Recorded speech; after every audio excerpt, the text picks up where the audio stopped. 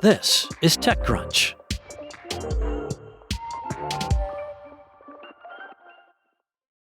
Tim Chen, solo VC at his firm Essence VC, said he just closed his fourth fund, a fresh $41 million, without even trying, really.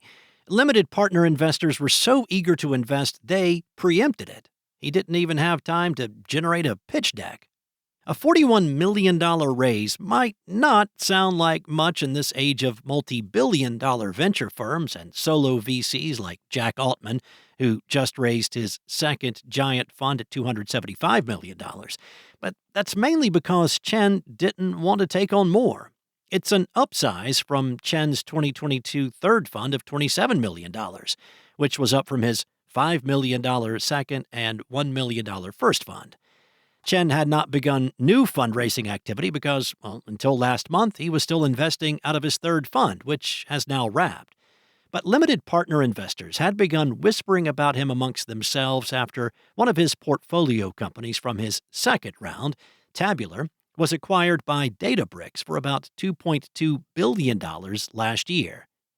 Chen told TechCrunch that basically pretty much returned our whole fund and put him on the map, as he described. Suddenly, LPs were hearing his name everywhere, on cap tables mentioned by other VCs, founders quoting his advice. They wanted in. In part, that's because Chen specializes in developer tool and infrastructure startups at the earliest stages, a segment growing in popularity in this age of AI. Chen cut his teeth as a software engineer, earning street cred from his time as one of the earliest employees at Mesosphere, a one-time hot open-source cloud infrastructure startup backed by Hewlett-Packard Enterprise and Microsoft. Then he co-founded an AI ops startup called Hyperpilot and sold it in an acqui-hire to Cloudera in 2018. In 2019, Chen began angel investing and discovered he had a knack for it, backing other deeply technical startups like Jasper, Flatfile, and MotherDuck. And he said, "I really enjoyed it. Founders kept loving me, kept telling all their friends." Looking for a new career, he thought venture was it, so he interviewed at several of the big Sand Hill Road firms, only to be rejected by all of them. He said, "No one wanted to hire me. I'm an engineer and small exit founder. I don't think that's a typical profile." Jake Zeller, a friend of his who worked at AngelList, told Chen not to give up and talked him into launching his own fund on that platform. He told me, "Tim, I think you could go raise $1 million fund one and try it out." And I said, "Wow, I didn't know that was possible." So he gave me a pitch deck template. Through introductions, Chen landed LPs like Bain Capital. Famed infrastructure and AI investor Martin Casado of Andreessen Horowitz came in as an LP in later funds, and then longtime fund-to-fund investor Michael Kim of Sendana Capital invested.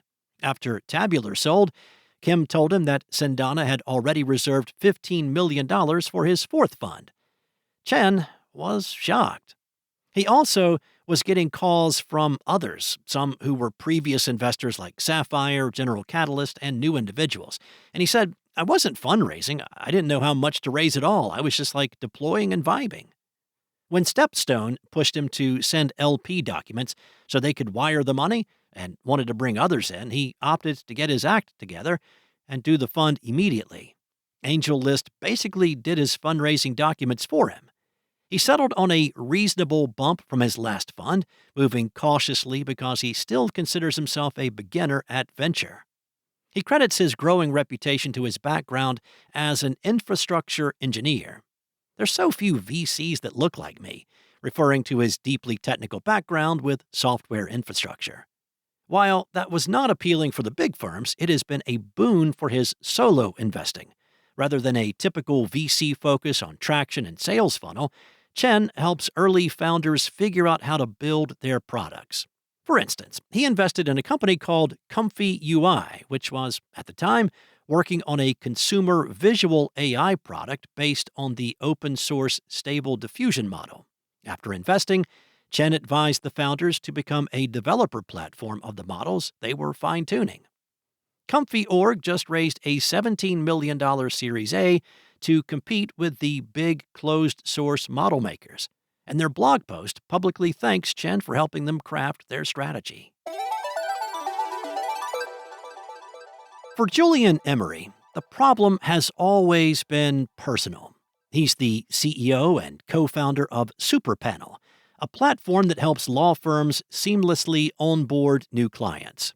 He listed emotional encounters with the law. As a Canadian, he found access to legal help hard and expensive.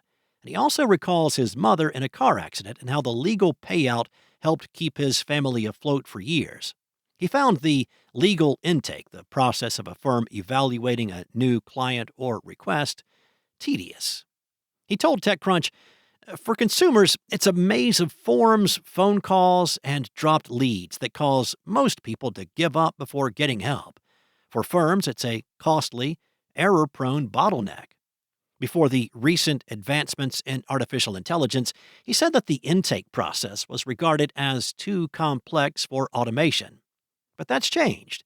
Emery worked at Hootsuite, then founded the health insurance underwriting platform LA, which exited to Novo Benefits, before teaming up with his friend Dingyu Zhang, who had a background in AI, to launch Superpanel last year. Superpanel automates half the work of legal intake, Emery says, managing collection and feedback. It provides plaintiff law firms with a digital teammate that helps with escalation and compliance. It engages clients across phone, texting, email, and forums, guiding them through their story and sharing documents. For firms, it helps sort case type, jurisdiction, and documentation.